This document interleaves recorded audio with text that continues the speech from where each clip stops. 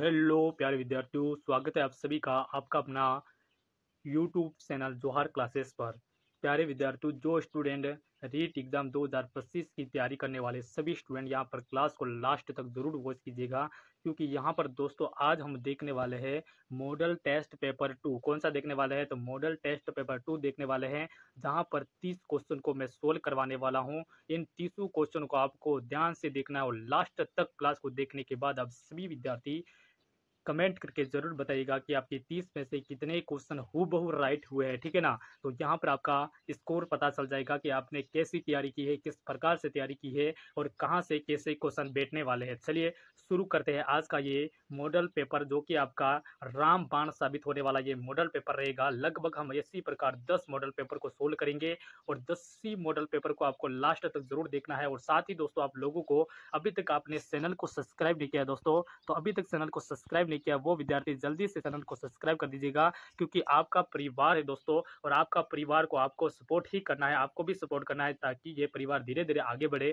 और जैसे जैसे बड़ा होगा आपके भाई बहन को भी इसी प्रकार टेस्ट मॉडल पेपर करवा के उनको रीट या बीएसटी से किसी भी कंपटीशन में उनको फतेह दिलाएंगे और इस बार रीट को पेपर की खोपड़ी में सेट करेंगे हम। तो चलिए शुरू करते हैं आज का ये मॉडल पेपर। और मैं हूँ आशीष मीना, जो कि आपके यहाँ पर शानदार तरीके से पढ़ाने वाला हूँ। आपका दोस्त, आपका भाई, आपका छोटा भाई, आप जो भी मानते हो, आप सभी विद्यार्थी मुझे कमेंट करके जरूर बताइएगा। तो चलिए शुरू करते हैं आज का बेहतर तरीके से पढ़ेंगे इस 30 क्वेश्चन को, ठीक है ना। तो चलिए आज का पहला क्वेश्चन क्या कहता है, आज का पहला क्वेश्चन क्या कहने वाला है और इसका क्या जवाब रहेगा, ये आप लोगों को कमेंट करके बताना है, ठीक है ना। अभिवर्ती का अभिप्राय दोस्तों, अभिवर्ती का अभिप्राय क्या है? क्या कौशल में होने वाली वृद्धि गुणात्मक परिवर्तन दोस्तों, या जीवन प्रत्यय चलने वाली प्रक्रिया है, या प्रक्रियात्मक परिवर्तन है? बताओ भाई क्या रहने वाला है यहाँ पर, आपका जवाब क्या रहेगा कि अभिवर्ती का अभिप्राय क्या है। तो दोस्तों मैं आपको बता देता हूँ कि अभिवर्ती में जो परिवर्तन होते हैं, जैसे आप कहोगे कि जो अभिवर्ती में आपके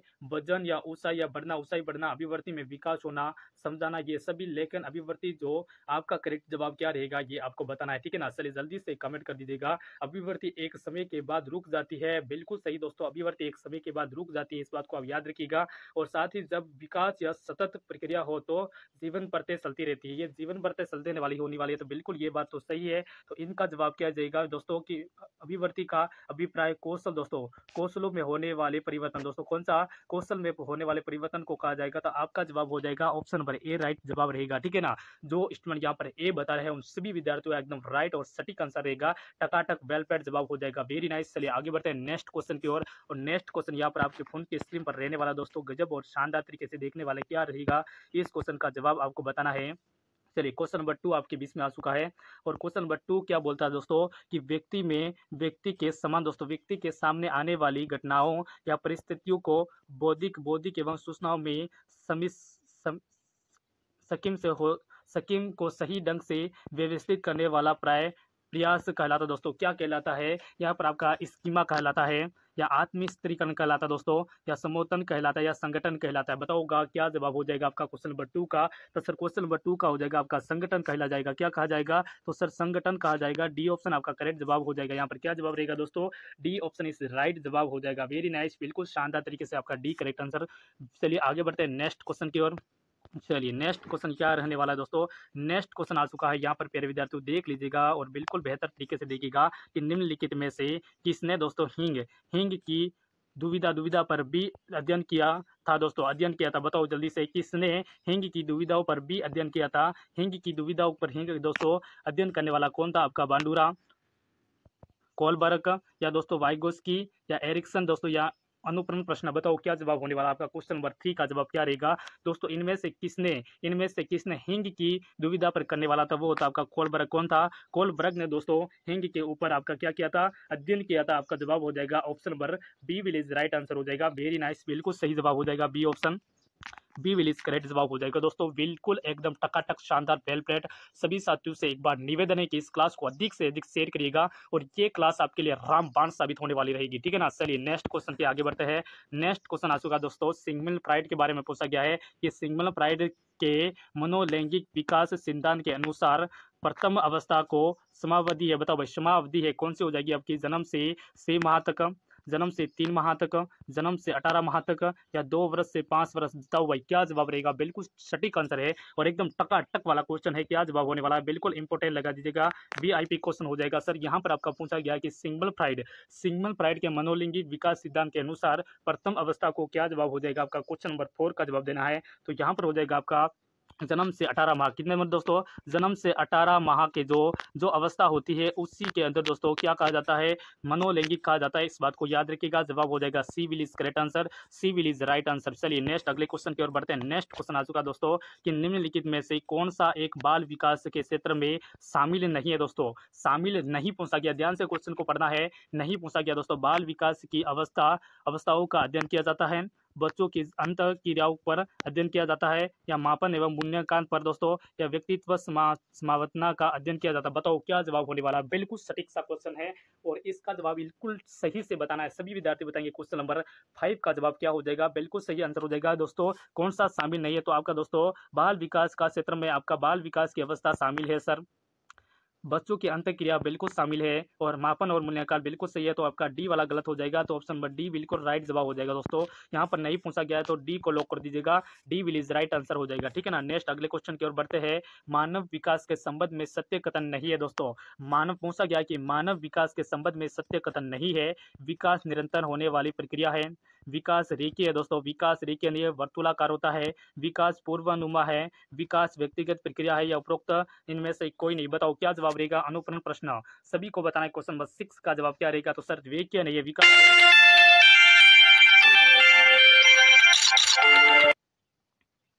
चलिए जवाब दीजिएगा दोस्तों, क्या जवाब हो जाएगा यहाँ पर आपका? मानव विकास के संबंध में सत्य कथन नहीं है। मानव विकास के संबंध में दोस्तों सत्य कथन नहीं है, तो जवाब आपका हो चुका है ये रेखीय नहीं है। कौन सा नहीं है? रेखीय नहीं है। इस बात को याद रखिएगा, क्योंकि विकास एक वर्तुलाकार होता है। विकास क्या होता है सर? वर्तुलाकार होता है। क्या होता है? वर्तुलाकार होता है दोस्तों, वर्तुलाकार होता है। इस बात को याद रखिएगा, वर्तुलाकार होता है। बिल्कुल सर वर्तुलाकार हो जाएगा। तो जवाब आपका हो जाएगा option number B, B will is right answer होगा। जो स्टूडेंट यहाँ पर बी बता रहे हैं उन सभी प्यारे विद्यार्थियों का बिल्कुल सही जवाब हो जाएगा। चलिए नेक्स्ट क्वेश्चन की ओर बढ़ते हैं।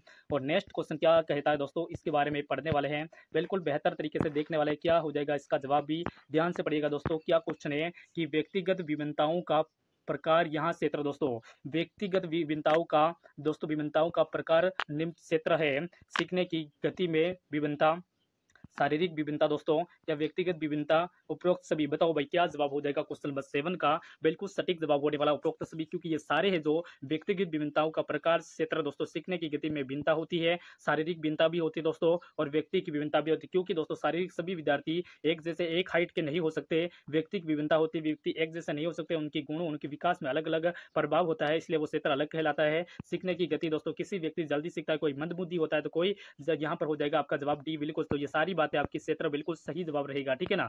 चलिए नेक्स्ट अगले क्वेश्चन की ओर बढ़ते हैं। नेक्स्ट क्वेश्चन क्या कहता है सर? नेक्स्ट क्वेश्चन बिल्कुल बेहतर सा क्वेश्चन है और इंपॉर्टेंट क्वेश्चन है। इस क्वेश्चन को इंपॉर्टेंट लगा दीजिएगा और वीआईपी लगा दीजिएगा। ठीक है ना। बिल्कुल इंपॉर्टेंट क्वेश्चन है सर। यहाँ पर पूछा गया कि व्यक्तिगत दोस्तों व्यक्तित्व के वर्गीकरण को लेकर 400 BC पूर्व प्रथम प्रयास किसने किया था? बिल्कुल इंपॉर्टेंट है दोस्तों कि 400 BC पूर्व प्रथम प्रयास किसने किया था दोस्तों? केसमर ने किया था दोस्तों, या दोस्तों हिप्पोक्रेटस ने किया था, या सेल्डन ने किया था दोस्तों, या युग ने किया? तो यहाँ पर हो जाएगा दोस्तों हिप्पोक्रेटस ने किया था। किसने किया था? हिप्पोक्रेटस ने किया था। ऑप्शन नंबर आपका बी बिल्कुल राइट जवाब हो जाएगा दोस्तों। इस क्वेश्चन को ध्यान से पढ़ लीजिएगा, इंपॉर्टेंट क्वेश्चन, और एग्जाम में आ गया तो सभी का सोपड़ा साफ कर देगा। सभी को बंगाल की खाड़ी में डुबकी लगानी पड़ेगी दोस्तों, और बेरूजी महाराज का नाम लेना पड़ेगा, और सभी बेरूजी महाराज का नाम लेके तुक्का मारेंगे। मुझे 100% पता है, तो आप लोगों का यहाँ पर गलत नहीं होना चाहिए। तो सभी का राइट जवाब हो चुका है। ठीक है ना। नेक्स्ट अगले क्वेश्चन की ओर बढ़ते हैं कि निम्नलिखित में से व्यक्तित्व मापन की वस्तुनिष्ठ विधि नहीं है दोस्तों। वस्तुनिष्ठ विधि नहीं है। क्या नहीं है? वस्तुनिष्ठ विधि नहीं है दोस्तों। सामाजिक विधि दोस्तों, या निरीक्षण विधि? यहाँ पर हो जाएगा निरीक्षण विधि, या समक्ष दोस्तों साक्षरताकार विधि, गुण निर्धारण दोस्तों, गुण निर्धारण मापन विधि? तो सर हो जाएगा कौन सी विधि नहीं है? तो आपकी साक्षरता दोस्तों, साक्षरताकार विधि नहीं हो जाएगी। जवाब हो जाएगा सी ऑप्शन, बिल्कुल राइट जवाब हो जाएगा। C will is right answer. ठीक है ना। चलिए बिल्कुल आगे बढ़ते हैं नेक्स्ट क्वेश्चन की ओर। हाँ अगला क्वेश्चन आ चुका है प्यारे विद्यार्थियों, क्वेश्चन नंबर 12 का आंसर बताना है। बिल्कुल शानदार क्वेश्चन है कि बुद्धि अमूर्त चिंतन के बारे में सोचने दोस्तों, सोचने व समझने की योजना है। यहाँ कथन किसने कहा था? बिल्कुल इंपॉर्टेंट क्वेश्चन है, वीआईपी क्वेश्चन है। लगा दो स्टार, रख हौसला वो मंजिल भी आएगा, प्यासे के पास चलकर समुद्र भी आएगा, थक कर ना बैठे मंजिल के मुसाफिर, मंजिल भी मिलेगी और मिलने का मजा भी आएगा। दोस्तों इस बार रीड को क्या करना है, पेपर की खोपड़ी में छेद करना है और रीड की जो प्रतीक्षाली है वो हम पूरा करेंगे इस बार। माँ बाप का सपना और अपना सपना, डंका बजेगा और पड़ोसी के घर के सामने डीजे बजेंगे दोस्तों। तो यहाँ पर हो जाएगा आपका टर्मन ने, किसने दिया था ये जवाब? टर्मन ने दोस्तों आपका करेक्ट आंसर हो जाएगा। बुद्धि अमूर्त चिंतन के बारे में सोच समझने की जो योजना दी है वो टर्मन ने दी है। चलिए ऑप्शन पर आपका ए राइट आंसर हो जाएगा, ए फॉर एप्पल बिल्कुल सही आंसर हो जाएगा। चलिए नेक्स्ट आगे बढ़ते हैं मेरे प्यारे विद्यार्थियों। नेक्स्ट क्वेश्चन है, बुद्धि के समूह कारक सिद्धांत का प्रतिपादन किसने किया था? बिल्कुल इंपॉर्टेंट क्वेश्चन है दोस्तों कि बुद्धि के समूह का कारक सिद्धांत का प्रतिपादन किसने किया था? तो जवाब हो जाएगा आपका थंडरस्टन ने किया था। किसने? थंडरस्टन ने किया था। Option number B will is right answer हो जाएगा। चलिए बी को लॉक कर दो टंकी की शॉट के साथ। चलिए बिल्कुल बेहतर और शानदार तरीके से आपका जवाब हो जाएगा option number B. Nice question. आगे बढ़ते हैं क्योंकि ज्यादा टाइम वेस्ट नहीं करेंगे, सीधा आंसर बताएंगे क्योंकि रिवीजन कर रहे हैं, मॉडल पेपर को सोल्व कर रहे हैं तो ज्यादा वे क्या नहीं करेंगे, ठीक है ना। हाँ, एनईपी 2020 का दोस्तों सामोदा किसकी किसकी अध्यक्षता में गठित किया गया, तैयार किया गया था? लगा दो स्टार दोस्तों। यहाँ 2000 दोस्तों कौन सा एनईपी 2020 को यहाँ पर अध्यक्ष गठित समिति द्वारा तैयार किया गया, तो आपका हो जाएगा डॉक्टर कस्तूरी रंजन। किसके द्वारा दोस्तों? डॉक्टर कस्तूरी रंजन द्वारा ये तैयार किया गया था। आपका जवाब हो जाएगा ऑप्शन नंबर सी, बिल्कुल डंके की सोट के साथ सी को लॉक कर दीजिएगा। आपका एक क्वेश्चन यानी एक नंबर क्लियर हो जाएगा, ठीक है ना, बिल्कुल सही। नेक्स्ट आगे बढ़ते हैं, अगले क्वेश्चन की ओर बढ़ते हैं। नेक्स्ट क्वेश्चन यहाँ पर देखिएगा मेरे प्यारे विद्यार्थी, देखिएगा क्या जवाब हो जाएगा।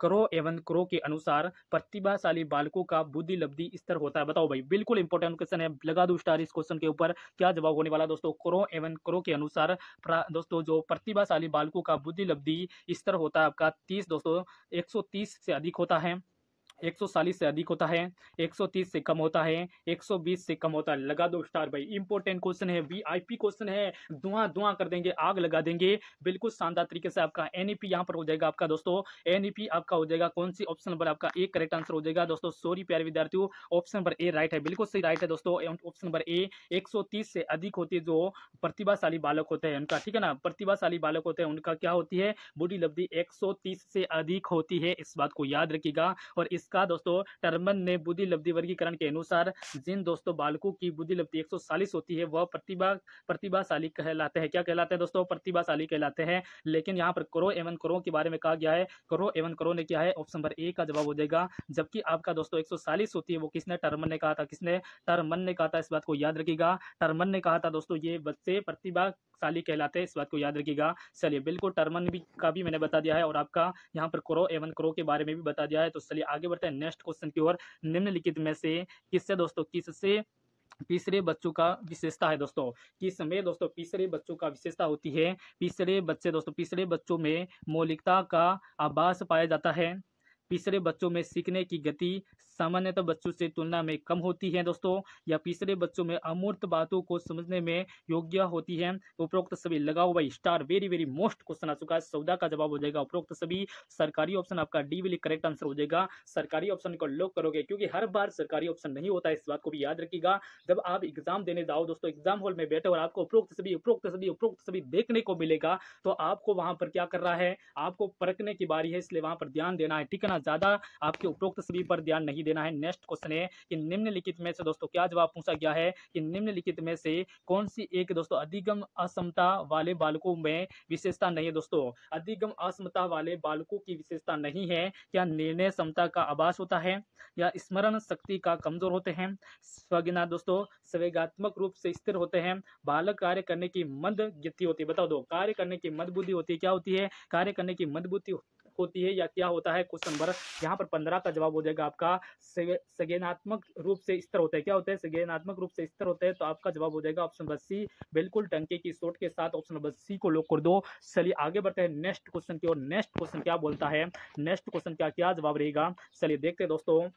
चलिए शानदार तरीके से देखते हैं कि एक स्नायुक्त एक स्नातंत्र विकृति जिससे ग्रस्त बालक अपने आप में खोया रहता है यहाँ तथा वहाँ एक ही व्यवहार को बार बार दोहराता दोस्तों, एक ही व्यवहार को बार बार दोहरा रहा है तो उसमें क्या होगा सर, उसमें हो जाएगा एक ही व्यवहार को बार बार दोहराना है, यानी आपका जवाब हो जाएगा ऑप्शन नंबर टी, ओटी दोस्तों, ओटिज्म हो जाएगा। क्या हो जाएगा? ओटिज्म दोस्तों, एक ही व्यवहार को बार बार वो दोहरा रहा है, इसका मतलब है उसमें कौन सा रोग है? ओटीजी रोग हो जाएगा। आपका correct answer option number C बिल्कुल राइट जवाब है। नेक्स्ट क्वेश्चन प्यारे विद्यार्थियों, बालक बालक अपराधी बच्चों की विशेषता नहीं दोस्तों, बाल अपराधी बच्चों की विशेषता नहीं है। बाल अपराधी दोस्तों कौन सा पूछा गया है कि बाल अपराधी बच्चों का विशेषता नहीं है, तो वो दोस्तों अनुशासन का विरोध करना, समायोजन का व्यवहार दोस्तों, या संवेदनात्मक रूप से अस्थिर, या दोस्तों अवैध अवैध व्यवहार में मिलित होते हैं। बताओ क्या जवाब हो जाएगा? क्वेश्चन नंबर 17 का जवाब हो जाएगा आपका, वो समायोजन नहीं कर पाएंगे, व्यवहार में समायोजन नहीं कर पाएंगे। आंसर हो जाएगा आपका B will right answer. B बताने वाले सभी स्टूडेंट का करेक्ट जवाब हो जाएगा, ठीक है ना। बी बताने वाले सभी स्टूडेंट का एकदम सही जवाब हो जाएगा। नेक्स्ट आगे बढ़ते हैं अगले क्वेश्चन की ओर। 18 नंबर क्वेश्चन है दोस्तों, समायोजन समायोजन स्थापित करने के प्रत्यक्ष विधि है दोस्तों। बताओ भाई, समायोजन स्थापित करने की प्रत्यक्ष विधि क्या हो जाएगी? लक्ष्य का प्रतिपादन दोस्तों, प्रतिस्थापित, उद्देश्य परिवर्तन, या दोस्तों युक्तिकरण, पलायन, संप्रेक्षण। बताओ प्रेक्षण क्या हो जाएगा? प्रक्षेपण क्या होगा? बिल्कुल इंपॉर्टेंट क्वेश्चन है। 18 का जवाब हो जाएगा आपका शानदार तरीके से हो जाएगा लक्ष्य हो जाएगा। क्या हो जाएगा दोस्तों? लक्ष्य हो जाएगा, ठीक है ना। लक्ष्य का प्रतिस्थापित यानी उद्देश्य परिवर्तन हो जाएगा। ऑप्शन नंबर आपका ए राइट जवाब हो जाएगा दोस्तों। चलिए आगे बढ़ते हैं।